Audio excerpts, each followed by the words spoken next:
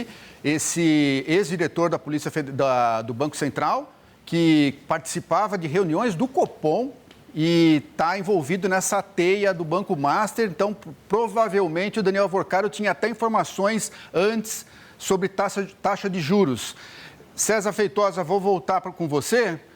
destacar mais algum ponto. E eu queria também que você comentasse a transparência que o André Mendonça deu a esse caso, né? Com a divulgação aí do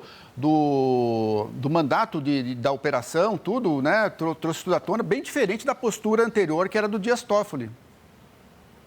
Exato, bom ponto, Lúcio. O ministro André Mendonça, cada ministro decide como dar publicidade ou se mantém um sigilo máximo depois de determinadas buscas e apreensões. E a decisão do ministro André Mendonça, em diversos casos, a gente lembra que, além do caso do Banco Master, ele também é o relator das investigações sobre as fraudes do INSS, a sua conduta tem sido sempre dar publicidade às decisões que têm impactos maiores na política, na economia,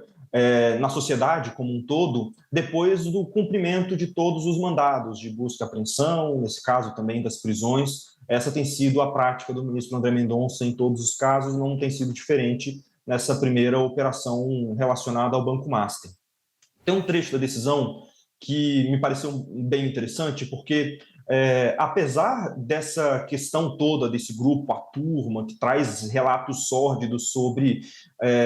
um grupo que se articulava, recebendo recursos financeiros, inclusive, para ameaçar, para perseguir, para fazer o monitoramento de pessoas que eram consideradas opositores de Daniel Alvorcaro, há também um outro trecho que a Polícia Federal usa na sua representação para justificar os pedidos de prisão preventiva de Daniel Alvorcaro, para além dessas informações. Na página 23, eles trazem um vínculo a essas informações que são tornadas públicas hoje por meio dessa decisão e do relatório da PF, com aquele caso dos influenciadores que foram contratados no fim do ano passado e no início desse ano para, nas redes sociais, falar bem do Banco Master e mal do Banco Central e da decisão pela liquidação. Aquelas informações que a gente ficou sabendo ainda no início do ano, em janeiro, e que a Polícia Federal tem investigado no âmbito desses inquéritos. O que a Polícia Federal diz aqui, e é um trecho que é recortado pelo ministro André Mendonça,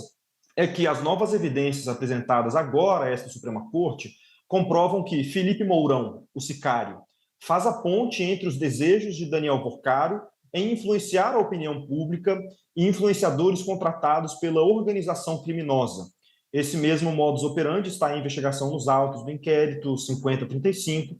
cujas ações prosseguiram mesmo após a prisão e posterior revogação pelo TRF1 no dia 28 de novembro de 2025, uma vez que a contratação de influencers para a execução do projeto DV foi colocada em prática logo depois, no mês de dezembro de 2025, e tinha o objetivo de atacar a reputação do Banco Central do Brasil.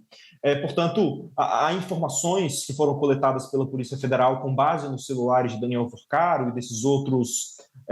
alvos da operação de hoje, de que sicário,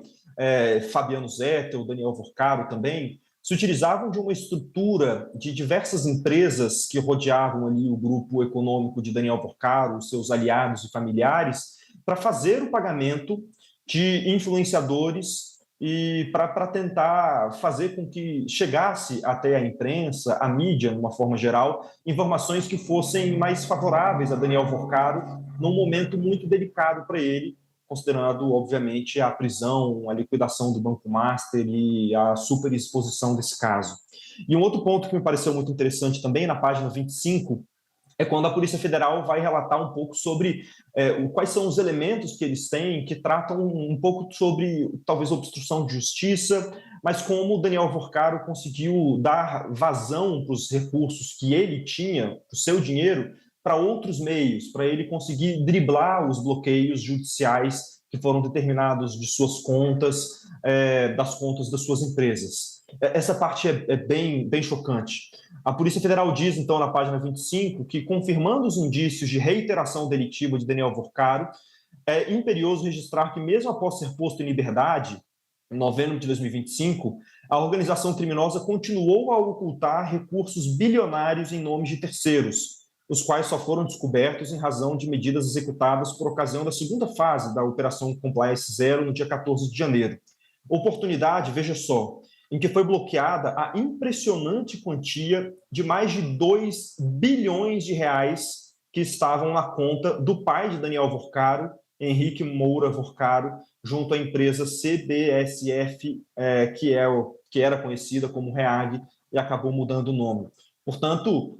as informações que a Polícia Federal tem é de que o pai de Daniel Vorcaro manteve em sua conta até o dia 14 de janeiro, quando ele foi alvo de buscas e apreensões, mais de 2 bilhões de reais. E isso tudo, para a Polícia Federal, sinaliza de que Daniel Vorcaro e esse grupo que era investigado se utilizava de contas de terceiros e outros meios para ocultar esses recursos bilionários que eles tinham e não ser alvo totalmente, né, desses mandados que envolviam bloqueios judiciais em suas contas e depois também a quebra dos seus sigilos. Portanto, era uma forma de ocultar o real dono desse dinheiro, deixando com o próprio pai de Daniel Vorcaro uma quantia bilionária em suas contas, que acabou depois sendo alvo dos bloqueios do Supremo Tribunal Federal.